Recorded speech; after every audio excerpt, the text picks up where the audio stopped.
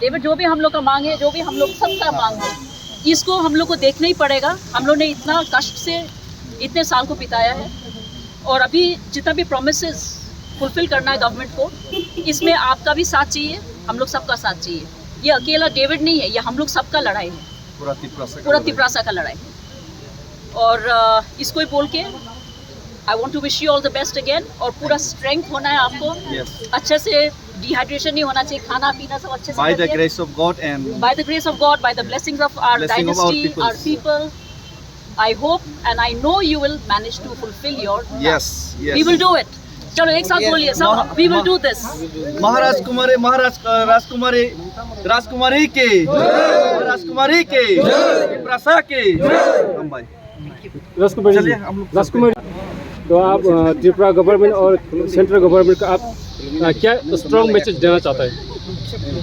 हमारा तो यही मैसेज है कि हम लोग ने बहुत कष्ट उठाया है।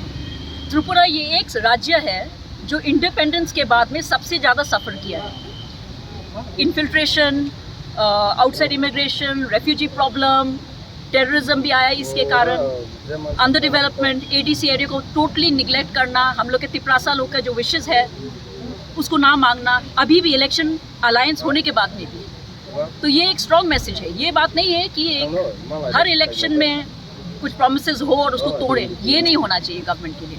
हम लोग को भरोसा है कि सेंट्रल गवर्नमेंट ने जो हमारे साथ प्रॉमिस किया है त्रिपुरा में, जो अकॉर्ड साइन किया गया था, उसको उनको पूरा करना ही पड़ेगा, क्योंकि ये हमारा इच्छा है। ये कोई ऐसे मतलब झूठ मूठ का हम लोग नहीं कोई किस्सा बनवा रहे हैं कि ये कोई एक ड्रामा है कि डेविड पूरा यहाँ से चल के जा रहा त्रिपुरा से Delhi.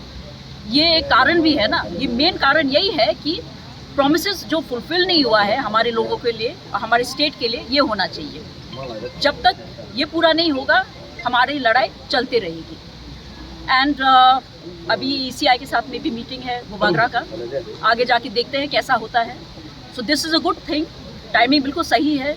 David is going at the right time and Maharaja is there, our MP, she is also our princess. We are all together with you and we want the government to support us in this mission.